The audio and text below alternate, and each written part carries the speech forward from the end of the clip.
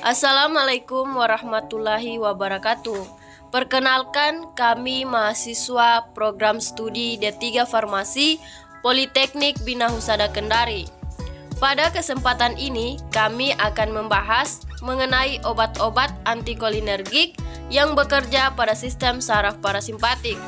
Sebelum membahas lebih jauh mengenai obat-obat antikolinergik, ada baiknya kita harus mengetahui penggolongan sistem saraf otonom.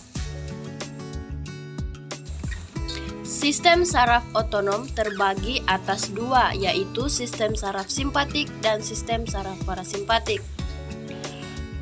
Adapun pengertian dari sistem saraf parasimpatik adalah saraf yang berpangkal pada sumsum lanjutan atau medula oblongata, dan dari sekrum yang merupakan saraf preganglion dan postganglion. Sistem saraf parasimpatik disebut juga dengan sistem saraf kraniosakral karena saraf preganglion keluar dari otak dan daerah sakral. Fungsi saraf ini umumnya memperlambat kerja organ-organ tubuh. Susunan saraf parasimpatik berupa jaring-jaring yang berhubungan dengan ganglion yang tersebar di seluruh tubuh.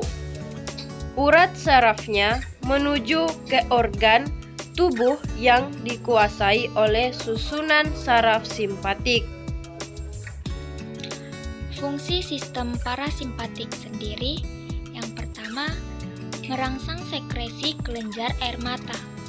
Yang kedua, mensarafi kelenjar air mata dan mukosa rongga hidung.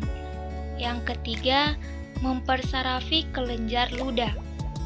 Yang keempat, mempersarafi kelenjar parotis.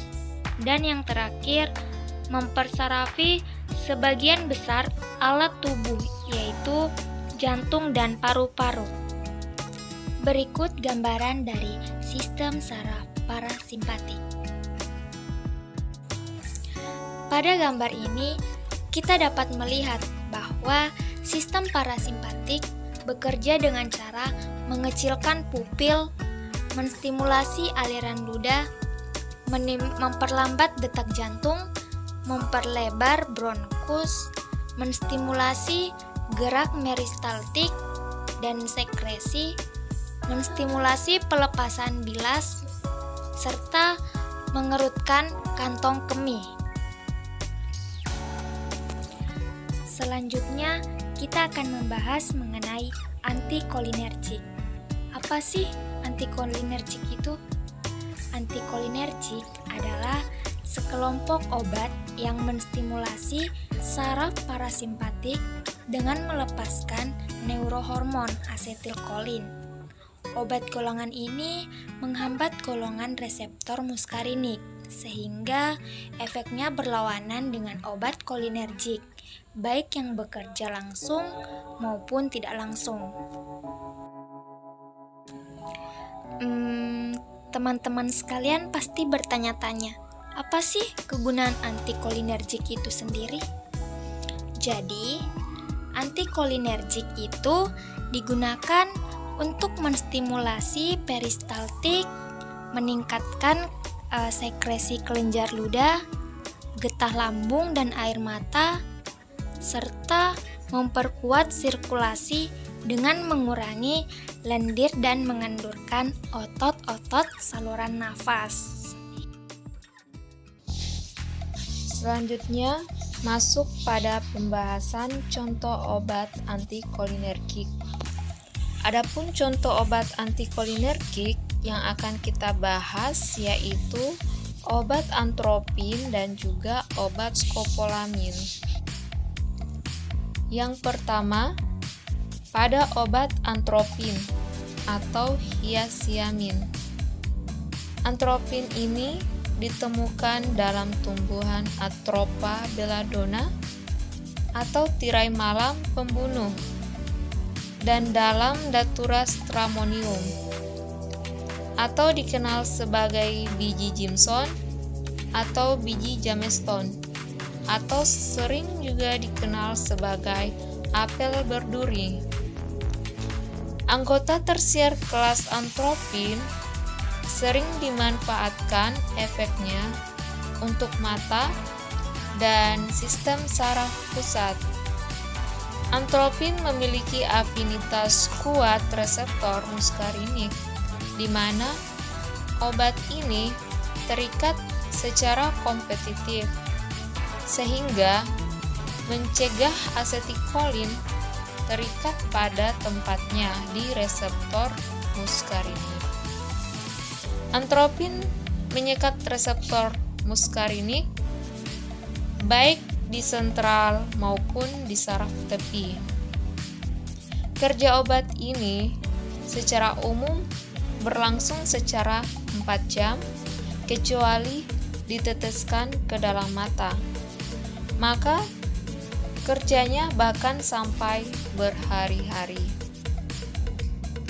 Adapun indikasi dari obat atropin ini pada trauma mata, salep mata atropin menyebabkan efek midriatik dan sikloplegik dan memungkinkan untuk pengukuran kelainan refraksi tanpa gangguan oleh kapasitas akomodatif mata dan mengurangi sekresi lendir saluran napas atau rinitis, medikasi preanestetik atau mengurangi lendir saluran pernafasan. Selanjutnya, efek samping dari obat atropin ini diantaranya mulut kering, penglihatan kabur, mata rasa berpasir, takikardia, dan konstipasi.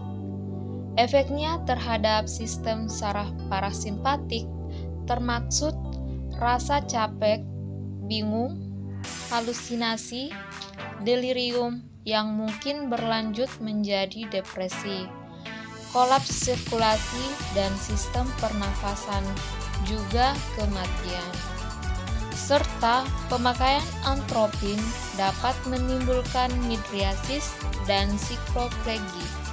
Dan keadaan ini cukup gawat karena dapat menyebabkan serangan glaukoma berulang setelah menjalani kondisi tenang. Dan untuk mekanisme kerja dari obat atropin ini, pada mata, atropin menyekat semua aktivitas kolinergik pada mata sehingga menimbulkan midriasis atau dilatasi pupil. Mata menjadi tidak bereaksi terhadap cahaya dan sikloplegia atau ketidakmampuan memfokus untuk penglihatan dekat. Pada pasien dengan glaukoma, tindakan intraokular akan meninggi sehingga membahayakan. Sedangkan pada sekresi, atropin menyekat kelenjar saliva sehingga timbul efek pengeringan pada lapisan mukosa mulut atau serostomia. Nah, kelenjar saliva air mata juga terganggu.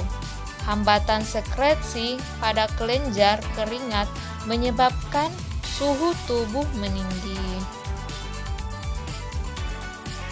Contoh obat antikolinergik yang kedua yaitu skopolamin.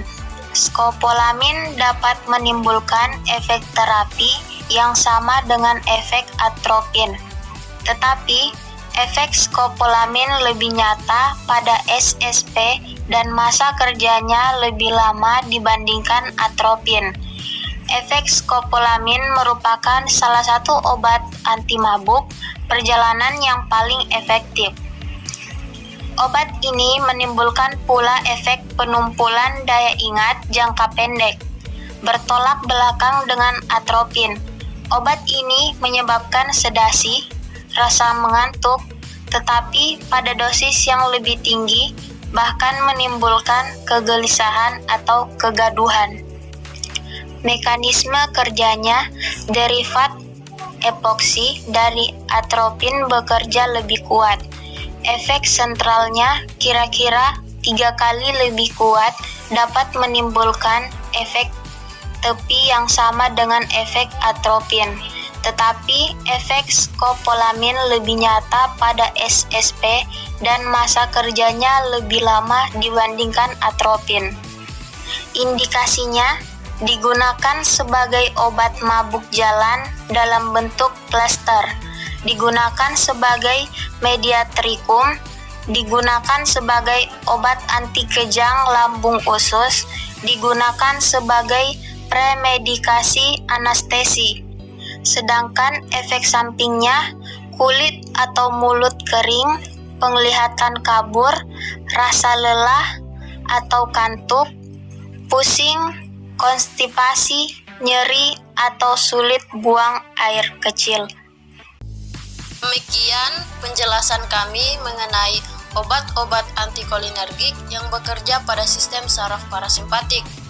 Dan semoga video kami dapat bermanfaat bagi kita semua. Lebih dan kurangnya mohon dimaafkan. Dan saya akhiri, wabillahi taufiq wal hidayah. Wassalamualaikum warahmatullahi wabarakatuh.